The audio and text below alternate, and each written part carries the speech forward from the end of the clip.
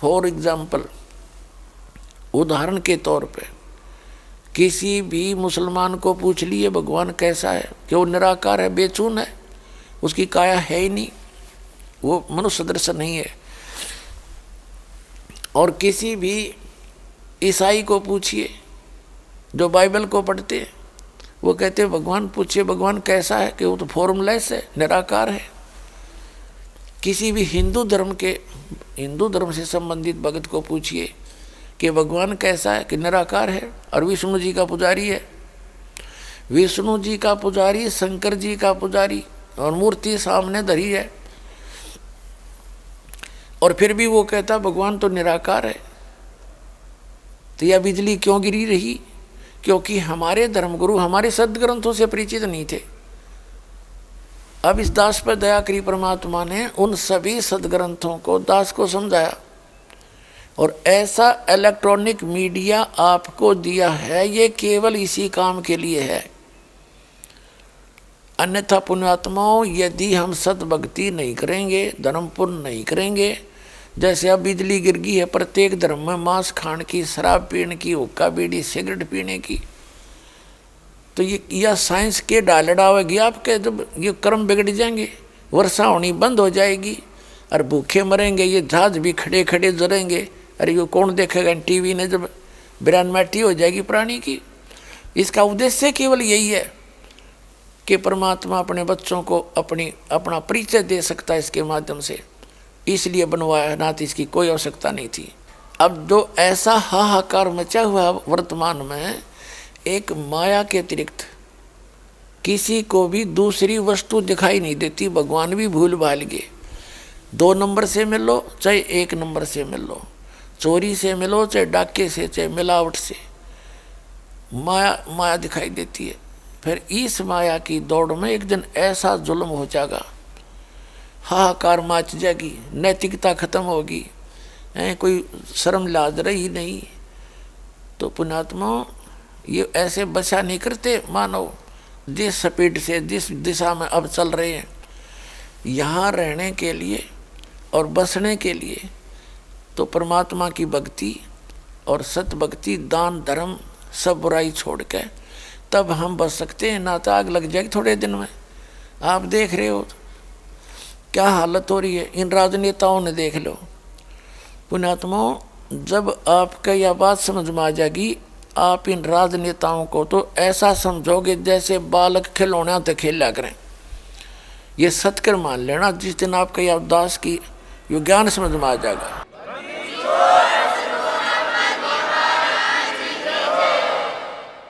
एक एमएलए, एक मंत्री, एक मुख्यमंत्री, एक प्रधानमंत्री, कितने व्यक्तियों, वो कम से एक एमपी जो जीतता है, एक एमपी जो वोट प्राप्त करता है, 10-10, 12-12 लाख, 5-5 लाख से तो विजयी होते हुए, तो टोटल तो उनके पता नहीं कितने लाख वोट होंगे।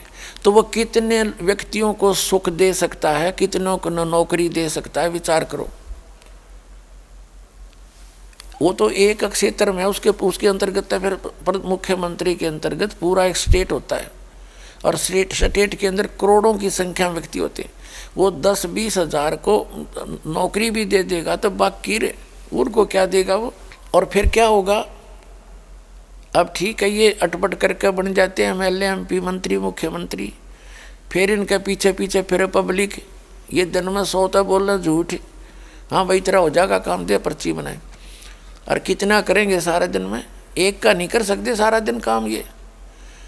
तो कहने का भाव ये है, जब आपको ज्ञान होगा, आप इनके उपग्रह मत बनो, इनके चारों ओर चक्कर मत काटो, आप परमात्मा के उपग्रह बनो। ठीक है, वोट देना है, नेक आदमी दिखे और वोट दे दो, किसी का बंद कर नहीं बैठना चाहिए प्राणी को। वोट जरूरी देना है क्योंकि हमने एक नेता भी चुनने हैं। लेकिन जब तक धार्मिकता समाज में नहीं पड़ पाएगी, इतने कोई बन लिए मंत्री मुख्यमंत्री, कोई न्याय नहीं दे सकेगा। आपको न्याय मिलेगा जो भगवान से डरने वाला होगा।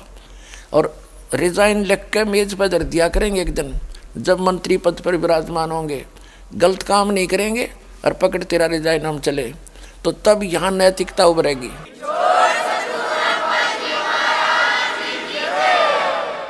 अरे भी ये कुर्सी के चिपक के बैठ गए, चाहे कुछ भी करना पड़ो इन्हें, चाहे मांस मरवाने पड़ो, चाहे इन्हें कुछ भी करना पड़ो, अब कुर्सी नहीं छोड़ सकते तो ना कर सकते ये। तो पुण्यात्माओं, ये दोष किसी का नहीं, ये दोष अज्ञानता का है। और दास ये चाहता है कि एक बार इनको इस जहर का पता लग जाए जो विष ये खा रहे हैं। दुनिया ने लूट लूट के बैंक इकट्ठे कर लिए, जैसी अफवाहें सुनते हैं ये सच्ची है वो झूठ से वो जाने कि दूसरे देशों के बैंकों में भी राजनेताओं ने पैसे ठोक रखे, और कल वो मर जाएगा, वो तो गधा बन रहा है। हर बैंक में पैसे कौन प्रयोग करेगा उसके, है ना विष। तो कहने का भाव ये है, ये तो बालक हैं, कति बच्चे नादान, अरे न बोली बूझ कह दे वो भी थोड़े, जो क्या की खातर लाग रहे हैं। 2 रोटी चाहिए एक इंसान को, 2 टाइम के टूक मालिक सब न देता है। और एक झोंपड़ी, एक कमरा हो चाहे मकान से 20 कमरे की कोठी हो, उसमें एक कमरे में एक चारपाई पर सोता है इंसान। और जब तक आत्मिक शांति नहीं है तो बाढ़ में जाओ वो कोठी भी नरक दिखाई देगी उसको। तो सबसे पहले आत्मिक शांति हो, भगवान का साथ हो, तो फिर कितना फिर वो हाजिर रखेगा मालिक आगे से आगे। तो दास जो आपको समझाना चाहता है, दास को आप इस बात से परिचित कराना चाहता है कि ये जहर नहीं खाना, रिश्वत नहीं लेना और भाई दहेज नहीं लेना। ये आपके ऊपर संस्कार जुड़ते रहते हैं। यदि आपने यहाँ से पीछा छुटवाना है तो आपने समाज भी स्वच्छ बनाना पड़ेगा, और ये ज्ञान से होगा, वैसे तो हो नहीं सकता। कहने तो शिक्षा देने वाले पता नहीं कितने जालिए, और ये तो ऐसे शिक्षा देने वाले हैं। कहते हैं एक व्यक्ति भाषण दे रहा था कि बैंगन नहीं खाना चाहिए, बैंगन में ये अवगुण होते हैं, ये अवगुण होते हैं। और घर पे उसकी पत्नी ने बैंगन ले रखे थे उस दिन, वो फेंक दिए बाहर उठा के, उसका सत्संग सुन के। घर पर आया ने बोला सब्जी नहीं बनाई, एक बैंगन ला रही थी, आपने ने कहा था बैंगना बहुत खराब होते हैं तो खाने नहीं चाहिए, मैंने फेंक दिया। समझो कहे तो लोगों के लिए बताने गए थे, तो ने गलत करा फेंक दिए। तो कहने का भाव ये है कि ऐसे वक्ताओं का असर जनता पर होया नहीं करे, वो बकवाद करें, जैसा भी माहौल देखें उसी ये बात कर दें, क्योंकि उन्हें तो अपनी जो ना माया इकट्ठा करने का साधन बना रहे, चाहे संत हैं चाहे कोई राजनेता है, उनका इतना ही उद्देश्य रहेगा। लेकिन कोई भी जिस मार्ग पर आप लगे हो, जैसे कोई मंत्री है या कोई भी पोस्ट प्राप्त है या कोई संस्कार है, वो भगवान ने जितना लिख रखा ना उससे ज़्यादा आप प्राप्त नहीं कर सकते, चाहे कितने सतर्कता बरत लियो। और भगवान शरण में आ जाते हो ना, भाग में होगा तो भी लिख देगा यो कबीर, भगवान के पास तो पूरी शक्ति है। और पुण्यात्माओं, नागरिक नेक बनने पड़ेगा हमने सब ने। सबसे पहले शराब छोड़ दे, मांस और तम्बाकू का प्रयोग त्याग दे। एक व्यक्ति शराब पीने वाला कम से कम अगर एक दिन भी महीने में पीवे, हफ्ते में, तो सहमत 500-400 की शराब तो खराब कर ही देता है, बल्कि ज़्यादा की वैसे बहुत महंगी हो रही होगी। और 400-500 रुपये तो बीड़ी पीने वाला बर्बाद कर देता है, बीड़ी। तो ये सारी बुराई छोड़ के परमात्मा की भक्ति करेंगे। एक तो वातावरण दूषित नहीं होता, जैसे एक सारा भारतवर्ष में 20% व्यक्ति मुश्किल से बचे होंगे जो तम्बाकू सेवन नहीं करते, सिगरेट बीड़ी हुक्का। तो ये सब हुक्का बीड़ी पीते हैं तो वातावरण में कितना प्रदूषण हो रहा है।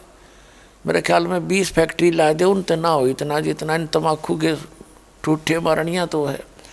तो ये एक तो वातावरण शुद्ध होगा। हमारे शरीर के अंदर भी तम्बाकू बहुत हानि करता है। तम्बाकू सबसे ज़्यादा अपराध माना गया है भक्ति मार्ग में।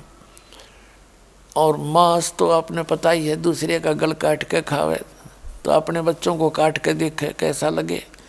इसी प्रकार शराब पीना तो महापाप है, क्योंकि शराब पी के इंसान राक्षस शैतान बन जाता है, अपने और पराये का उसको ध्यान नहीं रहता, के कर डाले। तो हम आते हैं अपने उसी प्रसंग पर कि परमात्मा की भक्ति करनी चाहिए, भक्ति के लिए पूर्ण गुरु की आवश्यकता हो, और पूरा गुरु इस विश्व में पुण्यात्माओं आज के समय में कोई नहीं है इस दास के अतिरिक्त। आपको चाहे समझ में आओ,